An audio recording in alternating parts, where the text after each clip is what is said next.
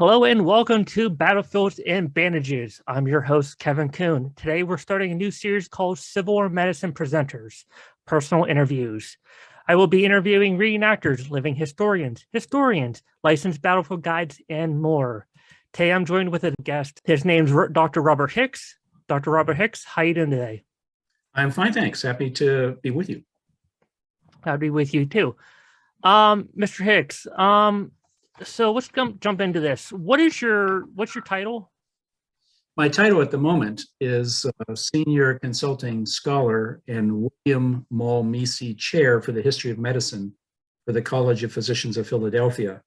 That's kind of a glorified title, but I 2 years ago stepped down from almost 12 years directing the Mutter Museum and Historical Medical Library at the College of Physicians of Philadelphia. And that's where my Civil War interest really got propelled forward. Awesome. So what got you into Civil War history? Like, are you into Civil War itself, or did you just kind of stumble upon the medical portion of it? I suppose I've had a lifelong interest in the Civil War. I wouldn't say it reached a level of intensity until in recent years working for the Mutter Museum. But I've been around long enough that I remember the centennial in the 1960s. Oh, wow. Overseas military family, but it excited my interest greatly. And when in the United States, if there was an opportunity to visit a museum or a battlefield, I eagerly sought out the opportunity.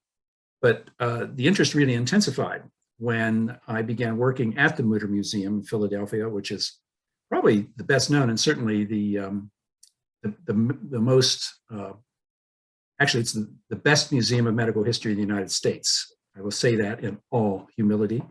But it also has a very important collection, which has become much more important scientifically in recent years, and I can get to that with a later question of yours that has Civil War interest. But when the 150th anniversary was coming up, I was interested in doing a long-term exhibition on the medical dimension of the Civil War, but to do it a bit differently. You and many of the people watching this would have seen medical exhibits in other Civil War presentations. A lot of them are very similar. Frequently, you'll find in a museum maybe a surgeon's kit with all the instruments. You might have maybe some uniform paraphernalia from a Civil War surgeon, something of that kind.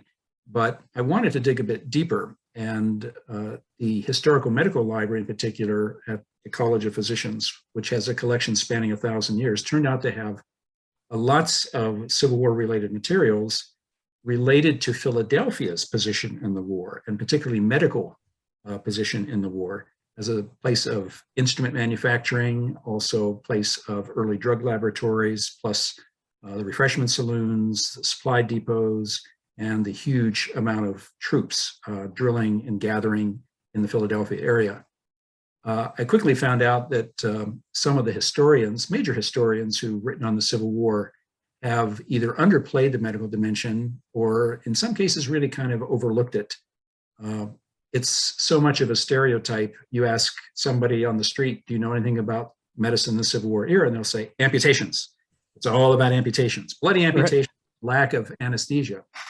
And those are Hollywood images, but they don't really have much resonance with the truth, as you and your audience well know.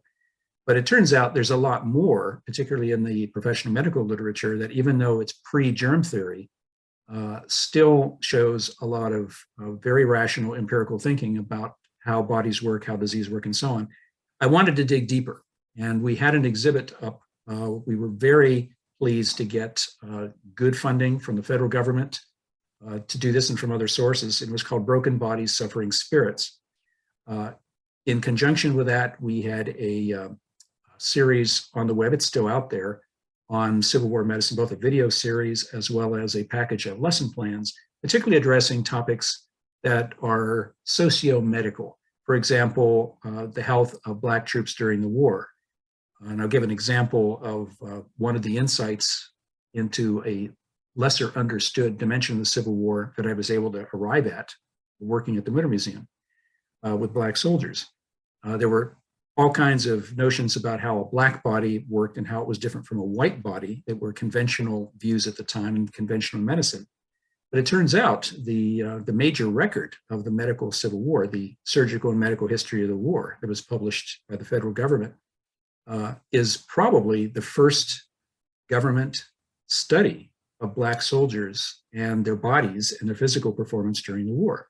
So it's effectively the first public record of the health of Black people in this country, and it's through the wartime participation.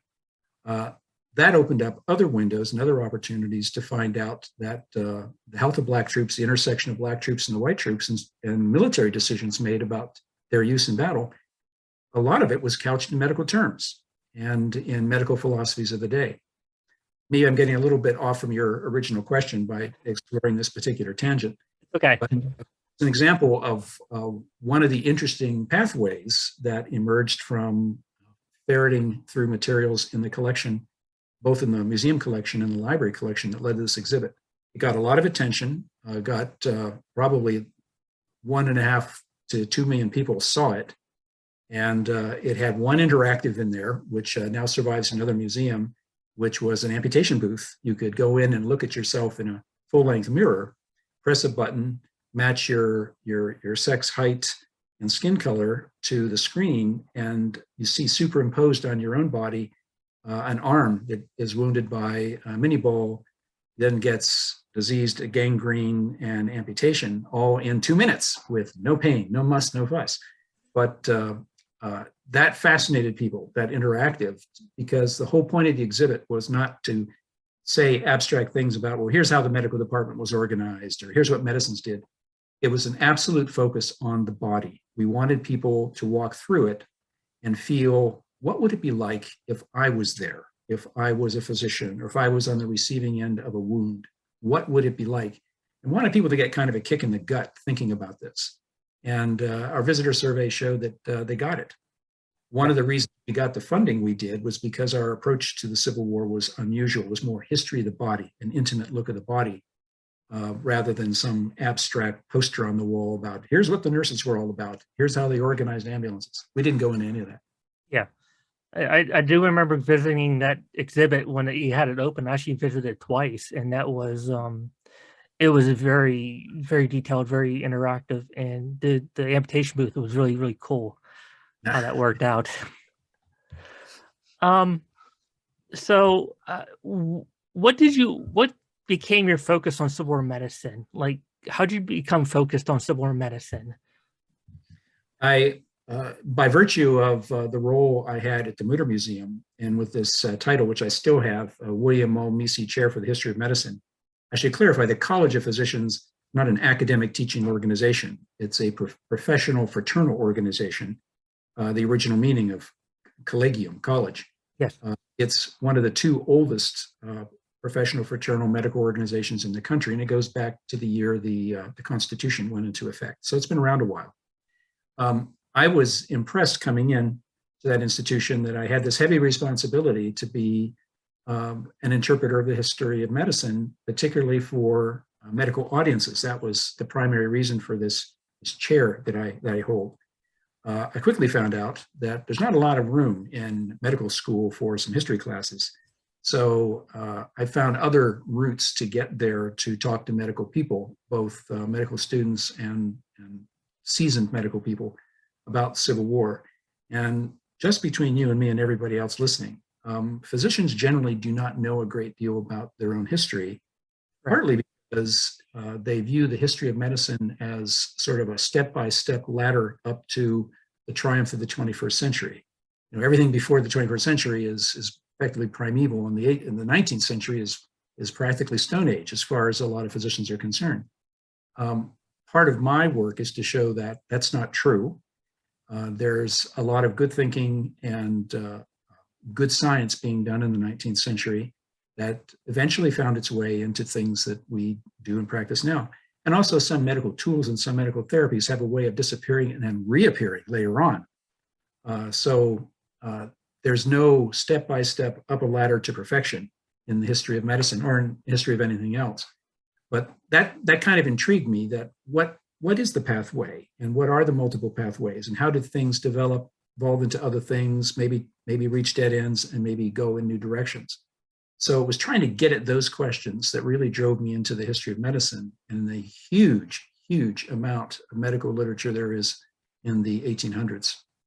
So the more I read, the more I got excited, and I kind of seized on the Civil War exhibit as my opportunity to really learn about this, and found it absolutely fascinating.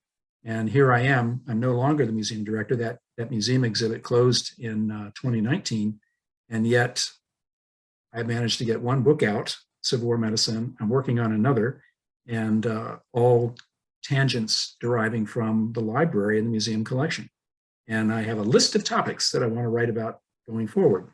So I hope I've answered the question and not straight. You did. You said you've been involved with Civil War medicine since you started with the Metter Museum for 12 years now? Yes. Okay. What and area? Now 14. That was 14 years ago that I started. I've been, I stepped away from directorship 2 years ago, just in time for COVID to appear. Good timing. Yes. What area of Civil War medicine fascinates you the most? Like, just kind of draws you interest into it.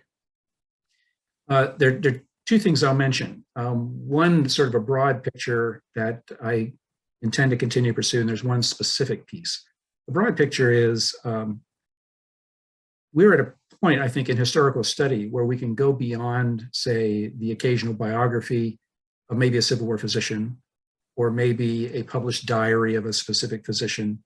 And I think we've had to date somewhere in the low 40s, the number of, say, diaries or compilations of letters from doctors north and south during the war that have been published in some form.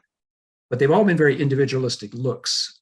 And I've been very interested in looking at the Civil War doctor as a member of a professional class. The book that I had come out in 2019, which is called Civil War Medicine, A Surgeon's Experience, published by Indiana University Press, is a diary of a Union physician who happened to have his big moment at the Battle of Gettysburg. But half the book consists of essays that I was able to elicit from various leading scholars. And I assigned them specific tasks. I said, look at the diary.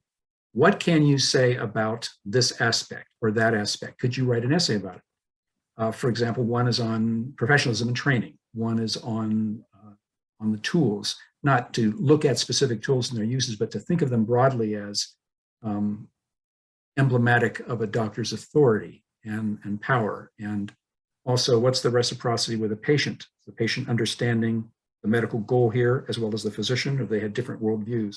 So I wanted to look, and I made the point that in anthropology, you can do an ethnography. You can send some anthropologist out to, say, an Asian community where they immerse themselves in the culture and perform some description and analysis of what they see going on culturally. I wanted to do that with Civil War physicians. They're not around to tell their tale, but we have their own words in diaries, in letters, not the memoirs they published like decades later, but things they wrote right at the time, or actual medical reports. So as a class, I think there are questions we could pursue, and we could go further with this.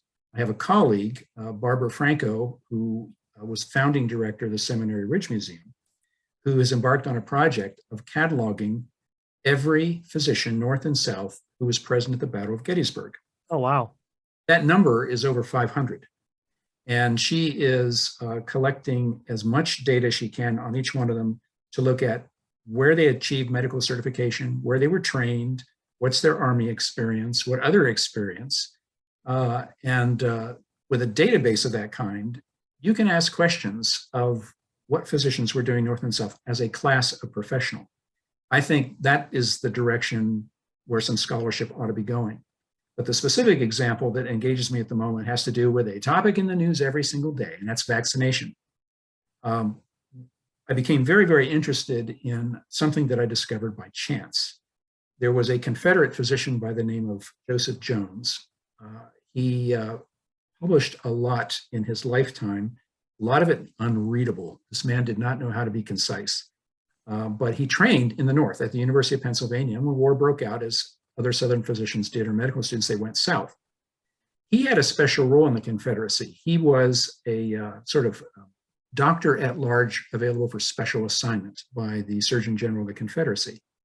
One of his assignments was to go out and look at what's going on at Andersonville, what's happening there, why the high fatality rate, and so on and so forth.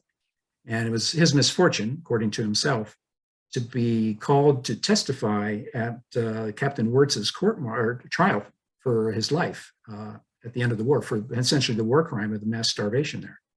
So, but Jones was investigating another phenomenon that doesn't appear in the general history books, and that has to do with the vaccination crisis in the Confederacy, which he wrote a monograph about it, which was lost when Richmond burned that medical record. And after the war, the year after the war, while the war was still sort of fresh, he decided that report was so important he was going to resurrect it.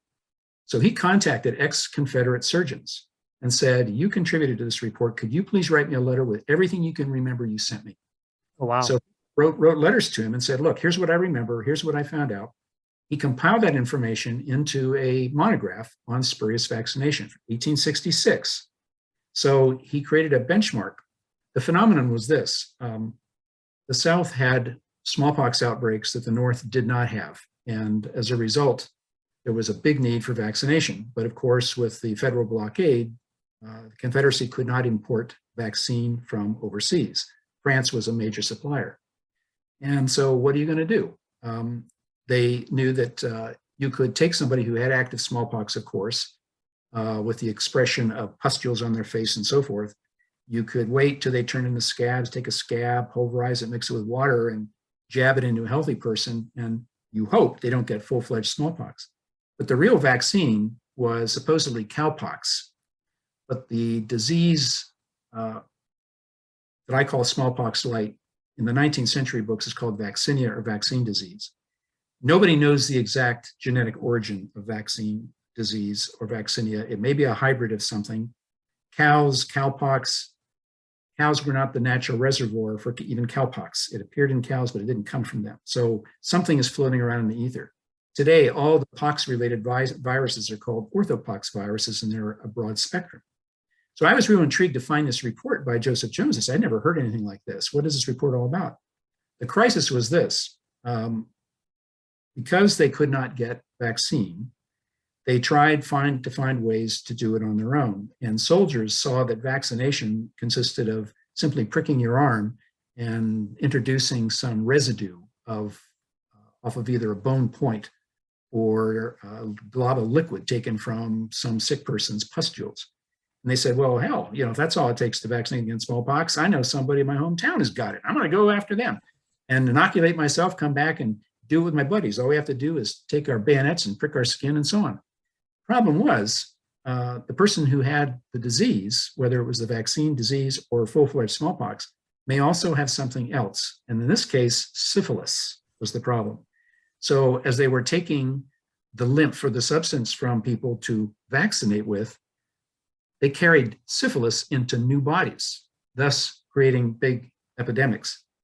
Smallpox was epidemic in the South. At the Battle of Chancellorsville, 5,000 troops had to be sidelined in the Confederacy because they had an expression of vaccine problems, vaccine disease, and could not be put into combat. So this affected military operations as well as people's lives. And the way the Confederacy went about this was to get very, very rigorous with how they were going to get vaccine and administer it. And the Surgeon General, Preston Moore, felt that all of these vaccine problems are really the doctor's fault, not taking precautions. So they designated a special hospital in Richmond, Chimborazo Hospital, as a receiving hospital for smallpox cases, so they could put them all together, study them. And when they had somebody survive the smallpox and cleared to go back to the regiment or been vaccinated, they were given special tags to take back. So they carried a record with them of the vaccination or having had the disease. They wanted to control who had it and who didn't. And also control vaccine. And the way they got the vaccine to be pure was kind of hair-raising. They figured, well, people on plantations are remote from city areas. They are least likely to be infected with smallpox or syphilis particularly. And who among those populations on the plantations would be the cleanest sources? Children. No. So they would go around, Confederate doctors would go visit plantations and take healthy black and white children and deliberately inoculate them, and then come back 2 weeks later and hope that they had the full expression of vaccinia, then harvest their scabs and pustules and do it to the next plantation. So they're actually getting it from kids. And I wondered how many Confederate soldiers were actually vaccinated from lymph taken from black bodies, and what would they have thought about that had they known? Oh, yeah. So that's how the Confederacy got vaccine. So it was a major crisis. So I have focused on vaccine and vaccination in the last couple of years, and that led to a really major breakthrough in the Motor Museum collection, because I had been studying examples of leftover scabs, particularly showing up in collections of museums and libraries over the years. And there have been a few. The Virginia Historical Society in Richmond once put on display a letter from a man to his father in the 1870s. And he said, enclosed, please find this great scab that came from a vaccinia-infected person. Would you please take this scab and mix it up with water and scrape your skin and vaccinate yourself? Well, they put the scab on display with the letter. Somebody walked through that museum that day, saw that, called the Department of Health. The people in the biohazard suits came out, embarrassing for everybody, and they took this, because you don't play around with a disease like smallpox that technically has been eradicated from the planet. Well, it turns out the material was not 0% infectious. There's some risk, but they irradiated the samples and gave back what was left. Now, it turns out one day, accidentally, we found vaccination kits from the Civil War era in the museum collection. And the first time I saw these, I pulled them out of the drawer where they were lumped in with bloodletting tools. And they were little kits, and I recognized immediately what these kits were all about, because the directions, for example, that Surgeon General Moore gave to all Confederate doctors specifically addressed exactly what was in those kits.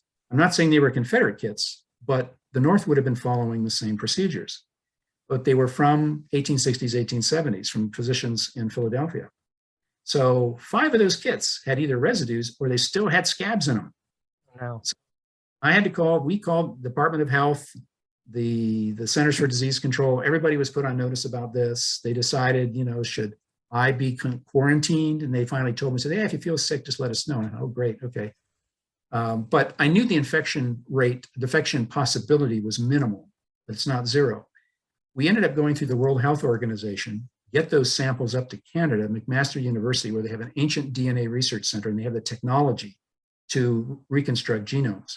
And out of the 5 kits, CDC couldn't do this. They didn't have the means. And the CDC has never actually handled a sample of human disease that dates before the 1940s. So Wow. they didn't look at anything from the 1800s. Well, our friends up in Canada, of the 5 samples, 5 different kits, 3 of them, they were able to reconstruct the genomes. So we had DNA for the vaccine that they were using in the Civil War. This is not known anywhere else. These are the earliest dated vaccine samples in the world. Wow. That survived. That's incredible. And that we've had one scientific paper published already on this, and there's more forthcoming. But we are also got agreements to check out some tools in other museums, because this sampling technology is not just for a scab, but if there's a residue on a tool, it could be washed off and possibly reconstructed. So the technology keeps advancing for being able to take DNA off of things, tools, or early specimens. So all those old pickled specimens in a museum like ours now transform into a biorepository of scientific data. And we've got active smallpox work still going on, but we've also done this for cholera and identified early strains of cholera that killed people in major epidemics in the 1800s. So this is a big emerging area. So I'm on it. I'm fascinated with both the historical problem of how you get vaccine, how you vaccinate people, and what happens when it goes wrong, and to see where this all goes. So it's a convergence of scientific investigation on current disease research and a civil war. And you can't get cooler than that. No, that is really cool. That is amazing. I mean, to find all that information and to find the actual kits still have the scabs and everything else on it laying around. It's like, oh wow, it's like a treasure trove of information. And Yeah. like you said, DNA is, that's the biggest thing now. If you think about it, of course, people who reenact Civil War medicine, of course, are going to use either reproduction or maybe even original tools. Think about scalpels and bistouries and knives and other tools. They may have bone handles or wood handles. All of those sorts of materials were used before they started autoclaving tools, and everything became steel. Yeah. And so you imagine what else could be on those tools in museum collections. It's not like anybody sterilizes any of that. You can't sterilize those tools. No. So within the wood, the bone, there's something lurking there. So there are major possibilities. And we've been in conversation with some major collections in Europe about doing just this kind of work. It hasn't happened yet because somebody needs to get the money to go to those places and assay the tools. But the technology's there to do it. And if we were able to get 3 hits out of 5, that's something. Yeah. And incidentally, those 3 hits turned out to be from, these kits were absolutely unrelated. They were not owned by the same physician, just people who were members of our College of Physicians and donated some of their medical tools to what became the Mutter Museum collection. But these 3 samples turn out to come from 2 women in the Philadelphia area of European ancestry. So that's all we know at the moment. But maybe more research is going to turn up more interesting stuff about this. Yeah, that'd be really interesting to see what turns out with that. How that turns out. Next question. I think you kind of answered it in this way, but what still gives you the wow feeling about civil war medicine? Like you sit there and it just goes, whoa. Like just still, give you that wow feeling. Like I still can't believe this. I think reading original medical literature from the Civil War era, as people, whether it's in diary form or Fisher reports, or doctors, even in their later recollections, who maybe wrote some sort of memoir later on, my imagination takes me right to their specific individual experiences. And I just want to absorb what is the worldview of the doctor? How do they see the work they do? How do they see themselves as medical professionals? How do they interact with patients? I want to see the totality, the whole picture. That continues to fascinate me. And I think that's what continues to drive me on, particularly to read a lot of 19th century medical literature.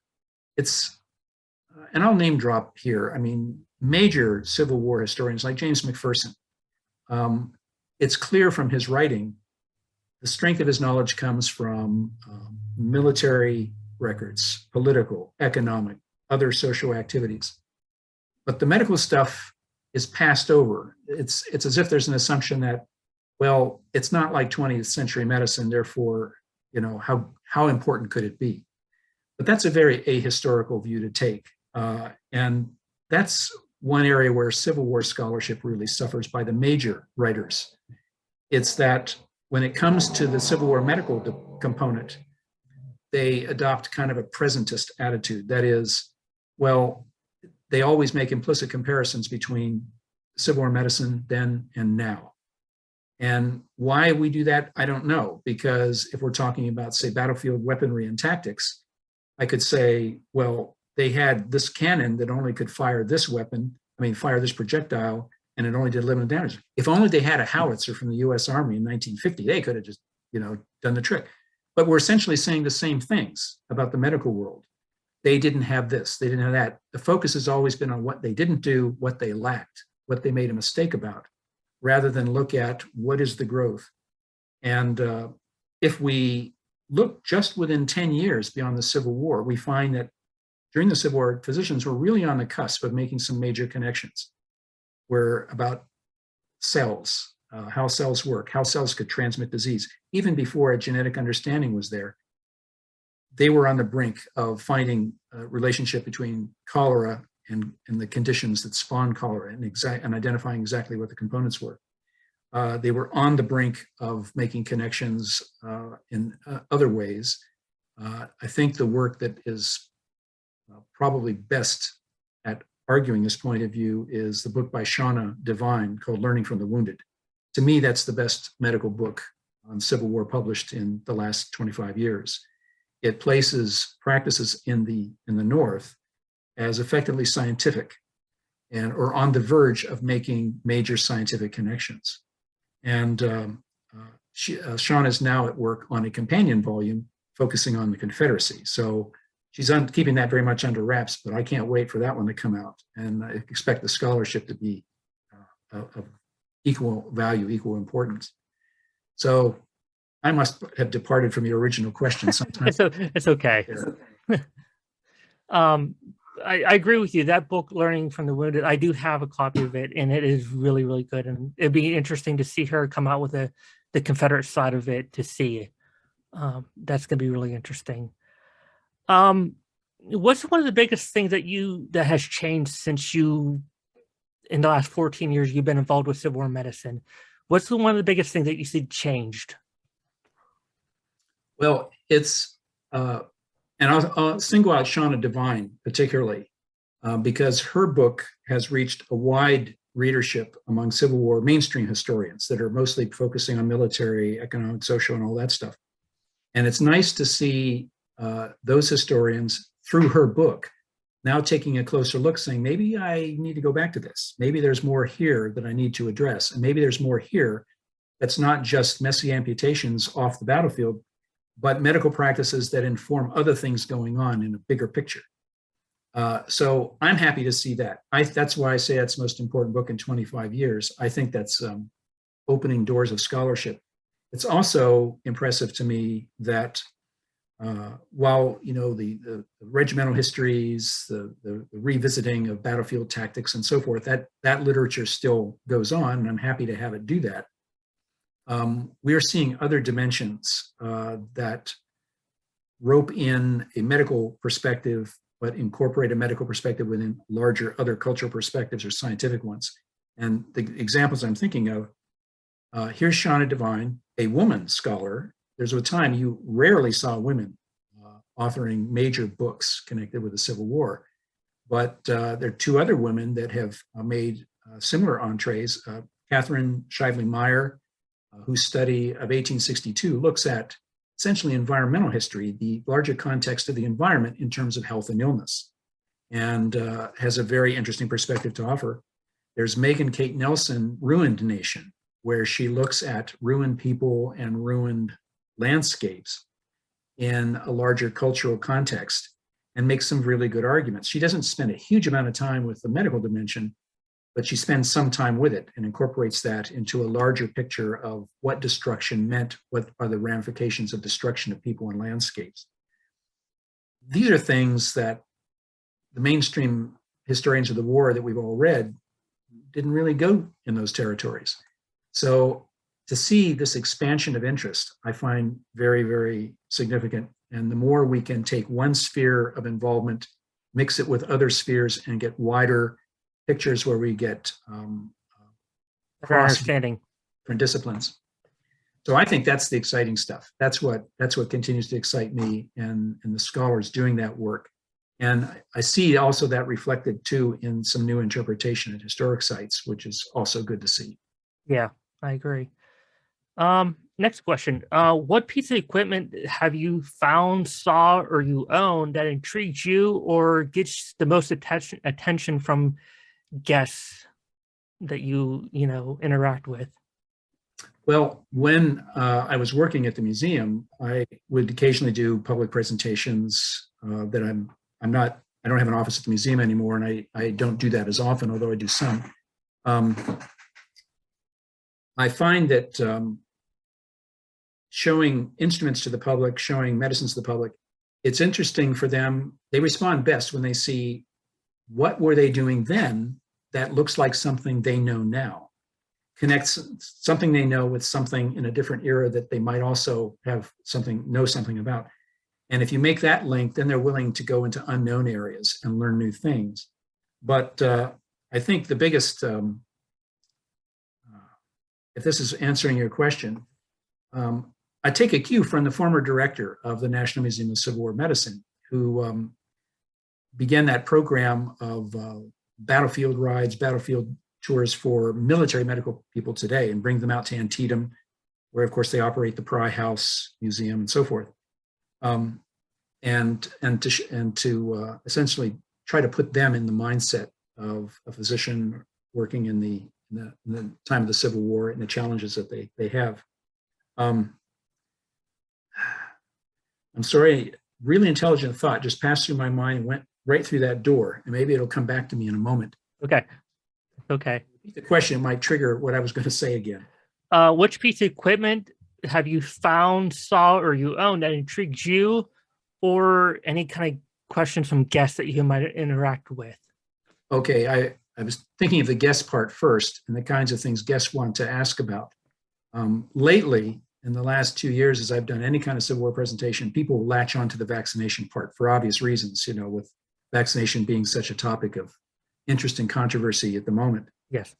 There is a specific instrument that I have tried to promote.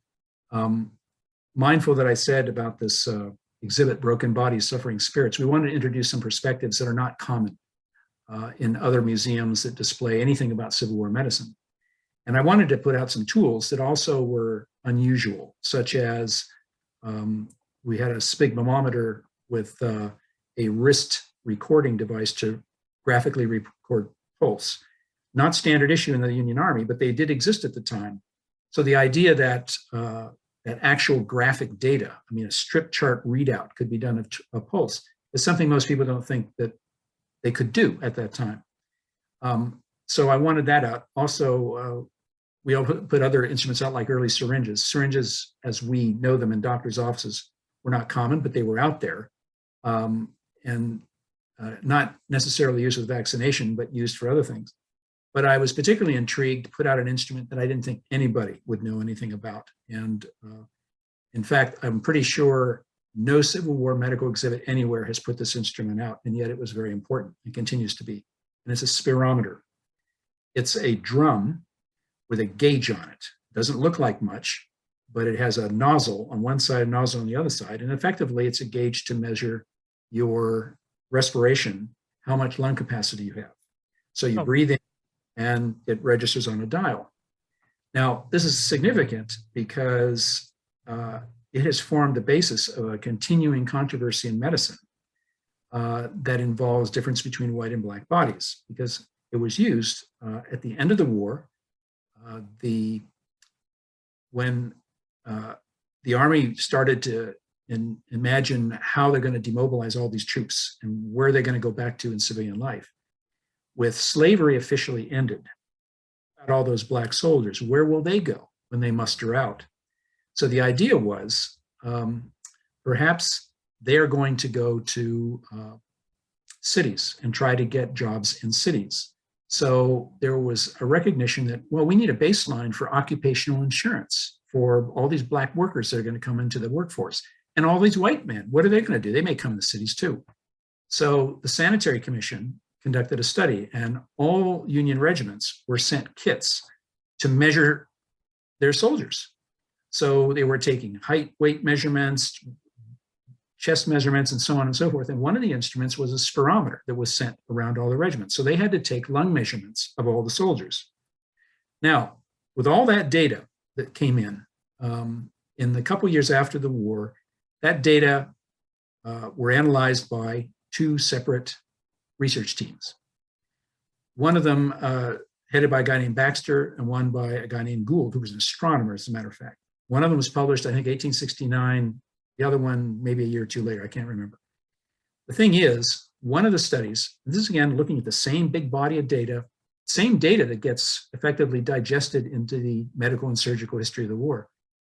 One compilation data says, when we look at black troops and white troops and their bodies and their performances, given the rigors of the march and the campaign and the health demands and battlefield wounds and all of that, we don't find any big difference between the black and the white soldiers.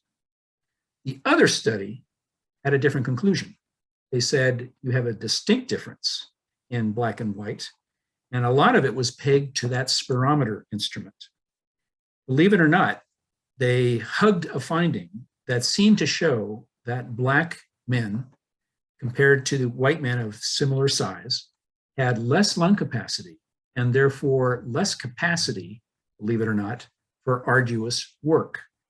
the rigors of the campaign. They would not make as good soldiers, despite their battlefield record, which was superlative. So guess which of those two studies was influential in the long run? The one that study was cited even as late as World War II.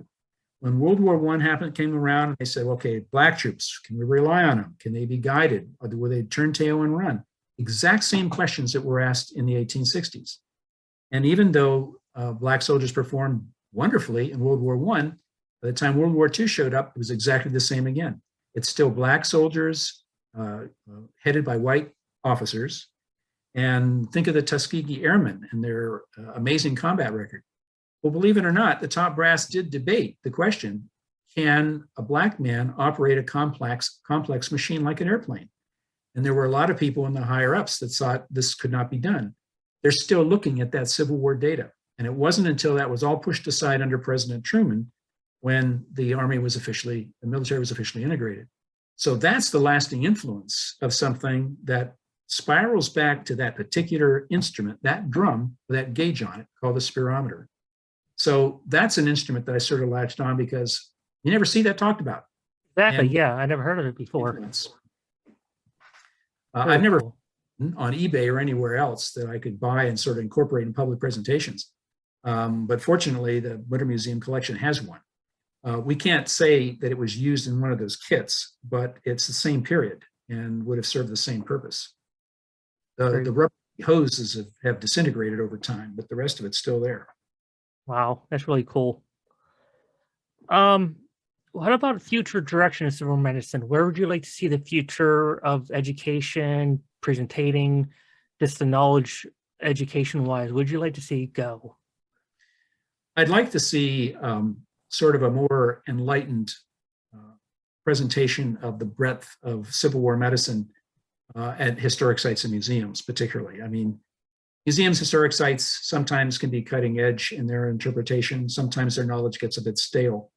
And the medical stuff tends to be a hard sell because in my discussions with people at museum historic sites, they roll their eyes a little bit thinking, oh gosh, it's medical. Who wants to really talk about this?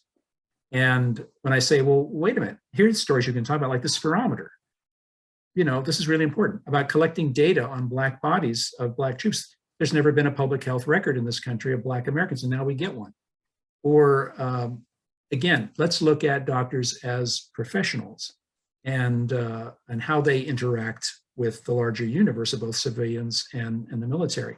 Also, what did the Civil War do to propel medicine in new directions? As George Wunderlich used to say, the former director of National Museum of Civil War Medicine, and I borrowed from him on this. He said, you can tell people anytime they see an ambulance heading down the street, taking an injured person to a trauma center, you're seeing Civil War medicine. Because effectively, we didn't have the system until the Civil War developed it. Ambulances, trauma care, triage, all of this is an outgrowth of the Civil War.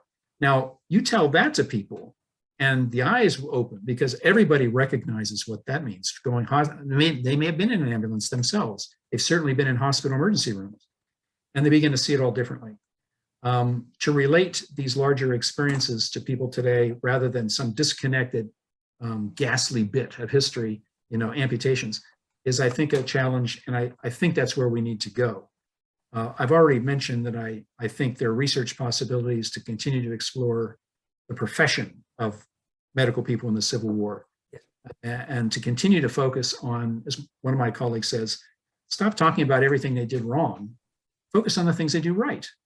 What made a difference in people's lives? How did working with all these patients during the war actually elevate their own practices and understanding? And anchor it in human stories.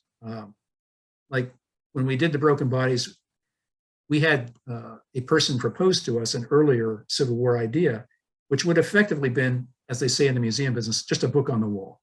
Well, if it's going to be a book on the wall, why do it? You know, you do an exhibit because you want to engage the senses to tell a particular story. But if all they're going to do is just read blather about how hospitals were done and how this was done and here are the tools, man, people spend 10 seconds and go away. Yeah. So anchor this in personal experiences where some new understanding is reached. People relate to that.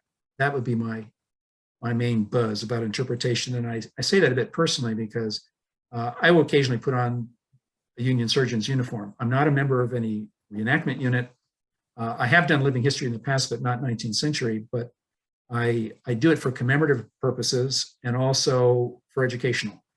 The neighborhood I live in happens to be next door to a site that not a lot of people know about.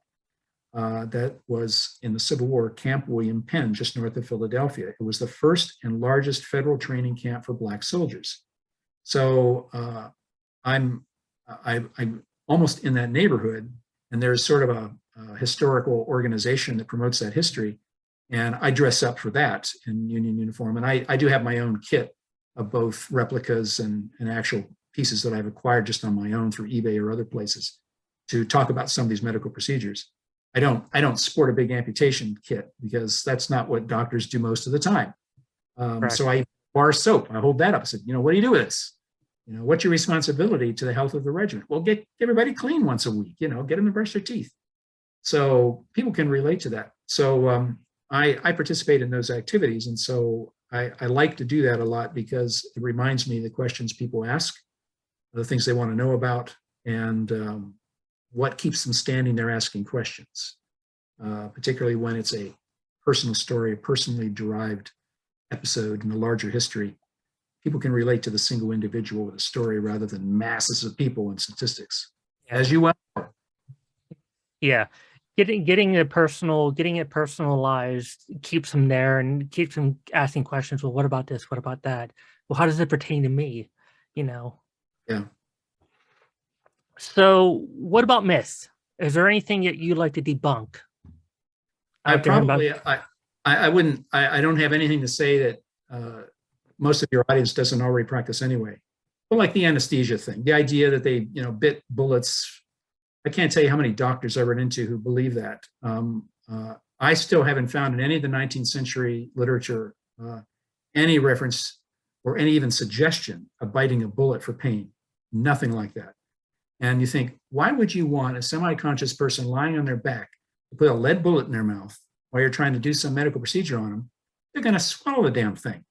And, this makes no sense at all. Yeah. But people believe it. And they can easily be shaken loose of those ideas. But it's that. And I like to talk about, the drugs that continue to be effective, were found to be effective during the Civil War. I mean, quinine, of course, is one of the big examples. But I don't think I have any new flimflammery to address that probably your audience hasn't already encountered and tried to deflect that. But there's a big museum in Britain. Probably the biggest medical collection that exists is in London at the Wellcome Trust. It's the largest charity supporting health and medicine in the world. And they have their own collection, and it's wonderful. And the collection that grew up there in the 19th century by Americans, as it happened, didn't focus on doctors' tools or doctors' techniques, but on the healer in all societies. And what do they do? How do they do it? And so the collection includes things that you wouldn't find in Western medicine, but that were significant in other parts of the world. And it's I think, a fascinating way to engage people because there have always been healers, is the point. You don't have to be a degreed university physician to be that practitioner.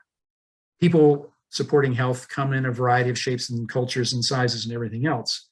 And the beliefs they bring to it, the techniques they bring to it, we have to be careful about judging because they had uses to those cultures and may have broader uses yet if we continue to peer into them. If you want a particular Civil War example, think of the big work that was done in the Confederacy to try to find plant sources for medicines. Porcher's big thing about giving the remit of get your family together and go out there and collect everything you can and find out its medicinal value. And it's interesting how few of those plants have actually had their medical qualities investigated to this date. So there could still be something there visiting those things. So did we start with a flim-flam question and I get on to something else? No, you kind of went that direction. The flim-flam would be, how that worked, how people didn't think certain medicines didn't work, even today in science, the Southern Fields of Medicine Resources, a while back, they found that the tree bark be able to treat MRSA that's resistant to antibiotics. Yeah, yeah. So, I mean, that's flim flam. I mean, to them, to science today, oh, tree bark gonna get treat that. That's a myth. And when he tried it, it worked. Yes. Yeah. I think there are going to be more examples of this coming. And for those people that want to spend the time to get more involved with understanding the medical dimension, to realize still how many unknowns there are that haven't been picked up and investigated since the Civil War. Other therapies like the medicines, some of those other plants and trees might yield something else we just don't know. Yeah. And as I learned very quickly at the Mutter Museum, never say something was the first time it's ever been done, because someone will always have an example to get beyond that and say, somebody did it earlier. Never say that some medical technique or tool is obsolete, because things have a way of coming back and finding new relevance. Yep. My favorite example was leeches. When I had an office, I kept pet medicinal leeches, and Harvey and Hunter, and later Horatio joined the group. Harvey lived about 9 years. I mean, they could live for over 13 years. Wow. So I had a little show and tell there. And I got encouragement when I was new there, because one of the fellows at the college was the late Dr. Koop. If you remember him, 1980s, Dr. Everett Koop, Surgeon General of the United States. I met him when he was an elderly man before he died, but he was a fellow of the College of Physicians of Philadelphia. And I was new, and I said, I've got this idea of having some medical leeches here. And he says, oh, fantastic. You ought to have a leech pit here. Have just dozens of leeches and show people. I said, okay, if you say it's a good idea, I'm going to do it. So I had an aquarium with medicinal leeches, and I'd occasionally bring them out. And when it came feeding time, I let them feed on me. They were medicinal leeches that were for hospitals. So they were raised in antiseptic conditions. And I was able to get a hold of them because I used the college letterhead and all that. And I took care of them. I found I couldn't get them to eat other things. And so I just one day said, hey, tuck into my arm. And they went for it. Fortunately, they only have to do that about once every 8 months, because they have a very slow digestive process. Huh. And sometimes they're picky eaters. Sometimes I say, okay, it's time, here, give it a go. And they're just not interested. But I got very familiar with, watching leeches day to day and handling them and showing them to people. And almost every time, people initially are disgusted, cannot imagine such a thing being used in medicine. And then I tell them, well, as a matter of fact, that's what these leeches are for. They're the best tool available for microsurgery, and for lots of reasons. And the leech had been banished from the surgery decades ago. That's animal, it's filthy. And now look, we're going to find more examples of that. And so I like doing that with public presentations, where you sort of take the thing they think is gone or disgusting and say, hey, rethink this. I agree with you on that one. How about good reference material? Do you have anything that you recommend for references that, anyone out there want to do more research on or read, that you can point them to? Well, I mentioned Shauna Devine's book, Learning from the Wounded. Another recent a broader history of Civil War medicine is by Margaret Humphreys, who's both a physician and a PhD historian, called Marrow of Tragedy. And these newer works that take different views of the larger Civil War picture. You could do a lot worse than go through the references in those books and mine them. Fortunately, with Internet Archive particularly, you can get online free access to published medical books of the 19th century. And many of the ones that are highlighted in particularly Shauna Devine's book, you can just sit on your computer and read. And some of them are very, very good. I am particularly spending time with one of the great 19th century doctors who was a contract surgeon during the war, Dr. S. Weir Mitchell. If the name is not immediately recognizable, the one phenomenon that everybody recognizes, the idea of having an amputated limb and continuing to feel the sensation of the missing arm or leg, the phantom limb. Well, it's Mitchell who documented that process and identified it by that name. And he was effectively the founder of American neurology by virtue of working with Civil War patients. He was at Gettysburg immediately following the battle as a contract surgeon, and it traumatized him, what he saw there. And it stayed with him for the rest of his life and affected all of his work. Everything was affected by his Civil War experience. But here's a major physician who wrote two big, important treatises, which all the people watching today could freely access and read on the internet. Gunshot Wounds, 1864, and Injuries to Nerve, 1872. These are pivotal works that were still definitive works by World War I and not superseded until then. But those are primary sources. And I'm just saying, getting a hold of Margaret's book or Shauna's book and look through the materials, both the secondary literature, but also the primary literature. And my suggestion is to spend more time looking at some of that. In fact, I would suggest one easy thing that everybody in the audience could do. I use this every day. There was a University of Pennsylvania, a Jefferson Medical School here in Philadelphia, a professor by the name of Robley Dunglison, Dunglison. Not a household word. He was one of the venerable faculty at the time. He had been a physician to Thomas Jefferson. So that's how old he was around the Civil War time. Wow. Produced a dictionary of medical terms. And I keep an 1868 edition in my home office because I use it all the time. Medical terms that show up, 19th century medical terms, I'm not quite sure of the meanings. They're there.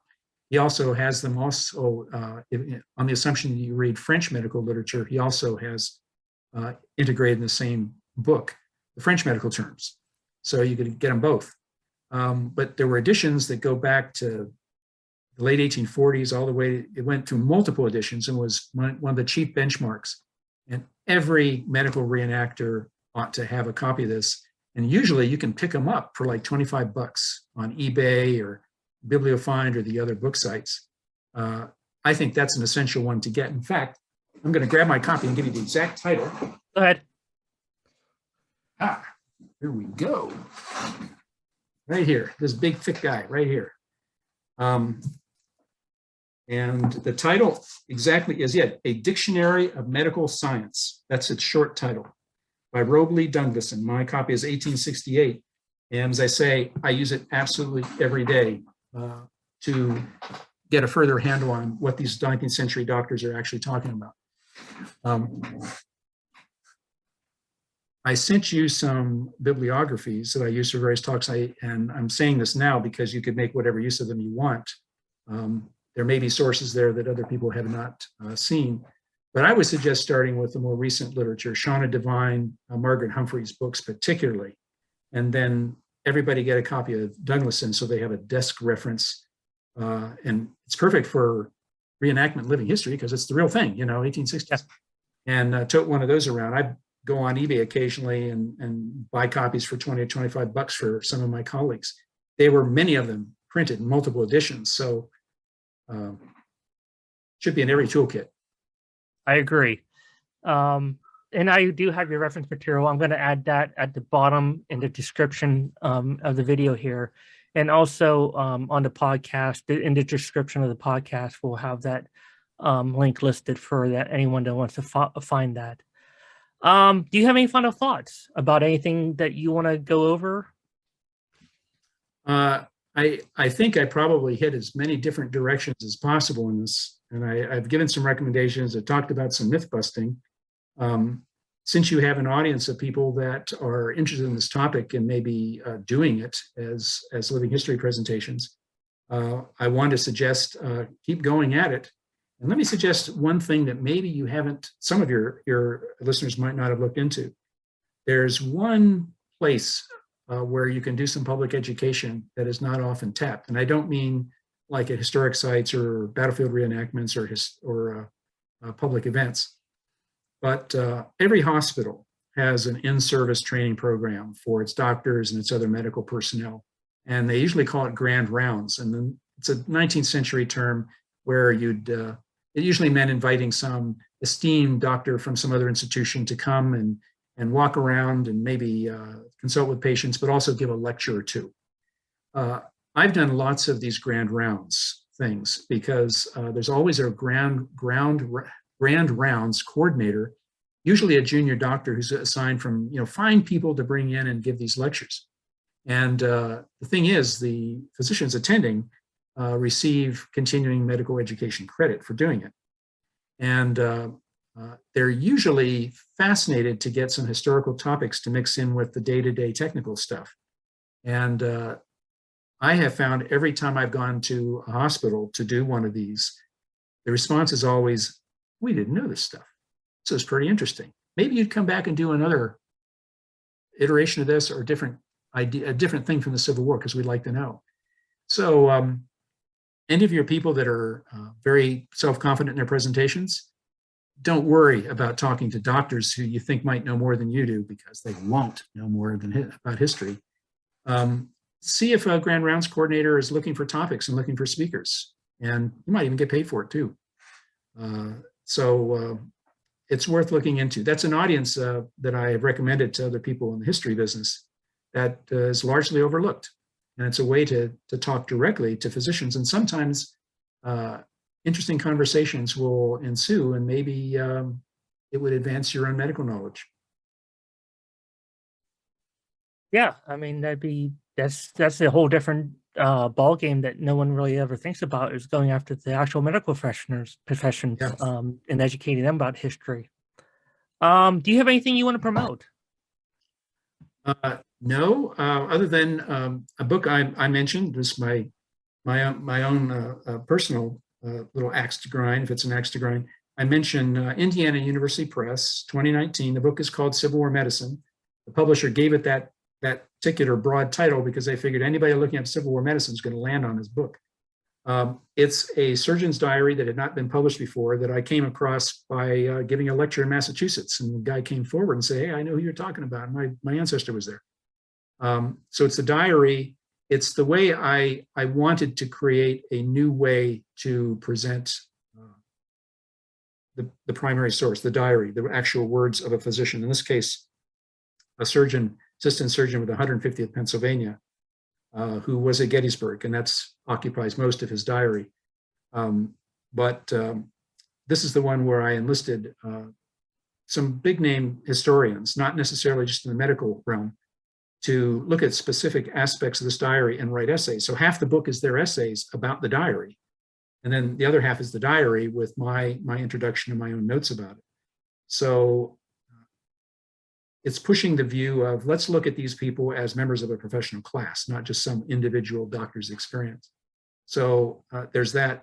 There's also, I had a book in 2018 where I have a chapter on spurious vaccination in the Confederacy. And the book is called War Matters, published by University of North Carolina Press. And the editor, her name just evaporated from my head, but I think it's on one of those reading lists anyway. One of them that I gave you is geared to the talk I give on spurious vaccination. And so that should appear on that list. Okay. Do you have anything, how can anyone follow you or contact you if they want to find more about you or ask you more questions? Well, I don't have a website. As far as social media is concerned, I sort of doubled down on still the Mutter Museum and College of Physicians. I still show up there. But if somebody wanted to follow up with me directly, my professional email address is RHICKS, no spaces, at College of Physicians, as one word, collegeofphysicians.org. So I'm a gadfly. I'm a non-paid, invisible member of the College of Physicians these days. So, but I have a phone number and all matters. Address. Okay. Well, thank you, Mr. Hicks, for taking time out of your day for joining me for this interview. If you'd like to learn more about Civil War medicine and our group, the Blue and Gray Hospital Association, please like and subscribe to our channel. Also, all of our social media links will be listed below in the description. Thank you, dear viewers, and thank you for joining us.